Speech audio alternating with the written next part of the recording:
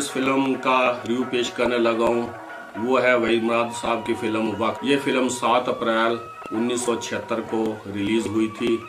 इस फिल्म के डायरेक्टर थे जफर शबाब साहब। इस फिल्म के राइटर शबाब करानवी साहब थे और इस फिल्म के जो मौसीकार थे, म्यूजिक दिया था वो नाशाद साहब ने दिया था। दिल तोड़ के मत जइयो, बरसात का मौसम है। दिल मेरा क्या पता क्यों धक धक धक धक करता है। अच्छा, बड़ा खुश है रिक्शा ड्राइवर बनकर। हाँ खुश हूँ। तू क्या दांत निकाल रही? सारा निकाल जल्दी से।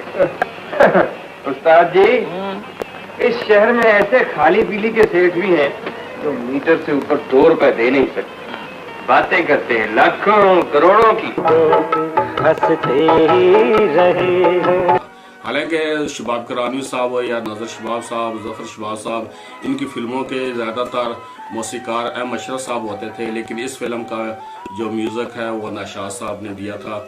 और इस फिल्म में शमीम आरा साहबा ने पहली बार वहीद मुराद साहब की वालदा का किरदार अदा किया था।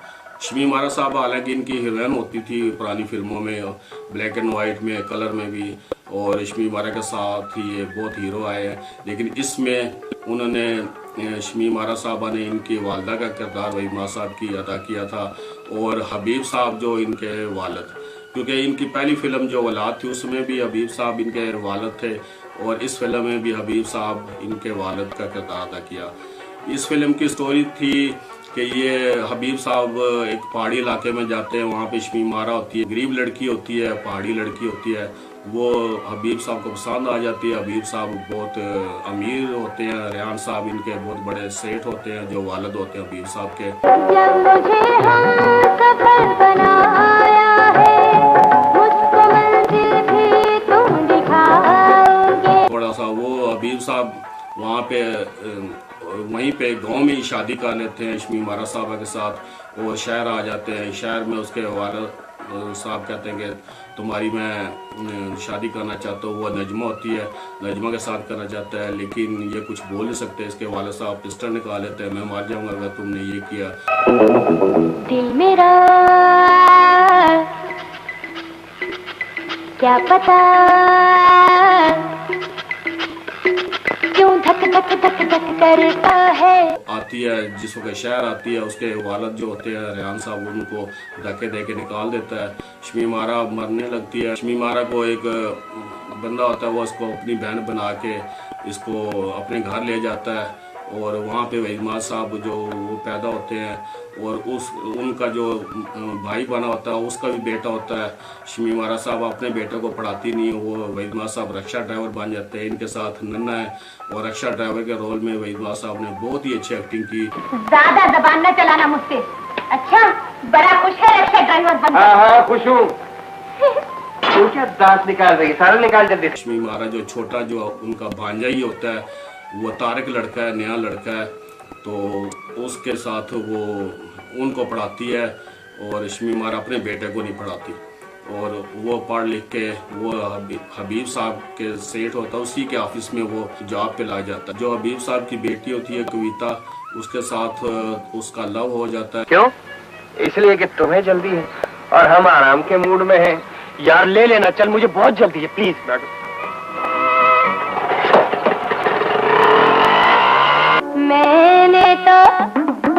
मैंने तो तुझसे प्यार किया सजना। ये वो बाबरा शरीफ है।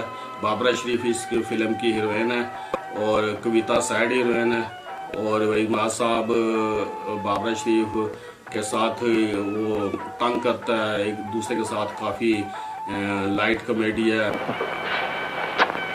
जब मुंह धो गया और सदके अभी मुंह धो गया।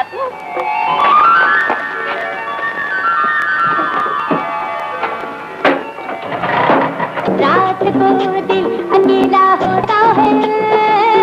एक बार वो अपनी बहन को बचाता है, शाहनवाज गुंडा होता है, वो उसकी इज्जत से खेलना चाहता है कविता की, तो वहीद मुराद उसको मारता है और उसको अपनी बहन बना लेता है।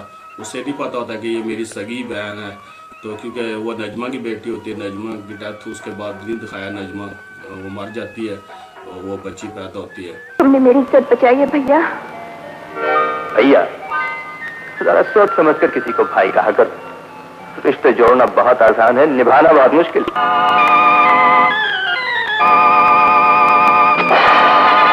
सेठ जी, जब मैंने एक शरीफ लड़की की इज्जत बचाने के लिए अपनी जान की बाजी लगाई थी, उस वक्त इसके माथे पर नहीं लिखा था कि ये तुम जैसे मगरूर और दौलतमंद की बेटी। तो ऐसे वो फिर शमीम आरा को ये टोकता है कि तुमने उसको, तेरा असल बेटा तो वही छोटा बेटा है, मैं तो तेरा पराया हूँ। वो खाना भी उसको नहीं देती। इस निखट्टू को भी सड़कों की धूल फाड़ने के लिए रिक्शा लेकर जाना। पहले तुझे ही पका देती हूँ, सबर तो कर। हबीब साहब के कोट से अंगूठी गिर जाती है तो वहीद साहब वो उठा लेते हैं। वहीद साहब उसको देने के लिए जाते हैं तो वहाँ पे उसकी बहन, जो कविता बहन बनी होती है, वो कहती है कि मेरी सालगिरह पे आना, ये मैं अपनी बहन को पहनाऊंगा। वहाँ पे साहब इसका मजाक करते हैं।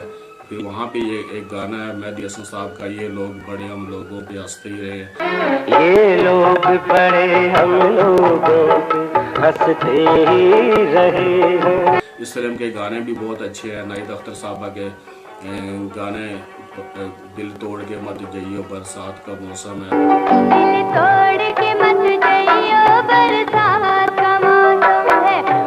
तुम किस बदतमीज की औलाद हो? था कोई आप जैसा तमीजदार, मालदार, इज्जतदार।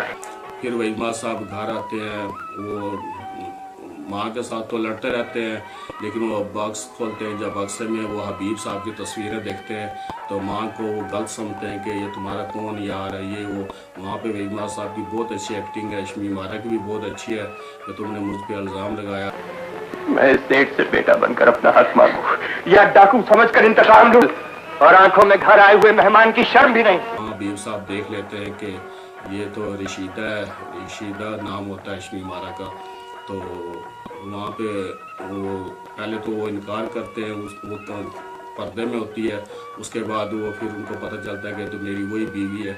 वो वही शिकायतें करते हैं कि तुम्हारे बाप ने मुझे निकाल दिया था, ये वो। लेकिन इस फिल्म में अगर देखा जाए तो वहीद साहब फिर टॉप पे थे, उनकी एक्टिंग इतनी अच्छी थी रिक्शा ड्राइवर के रोल में, और हबीब के साथ उनके मुकाबले बहुत ही अच्छे थे और बहुत टॉप की फिल्म थी और इसके गाने भी बहुत अच्छे थे। और वहीद साहब की वजह से ये फिल्म बार बार देखने के लायक है। इस फिल्म को बाबरा शरीफ, वहीद मुराद, हबीब, शमीम आरा और कविता। नाजरीन, ये था फिल्म वक्त का रिव्यू। ये लोग बड़े हम लोगों पे हंसते ही रहे हैं।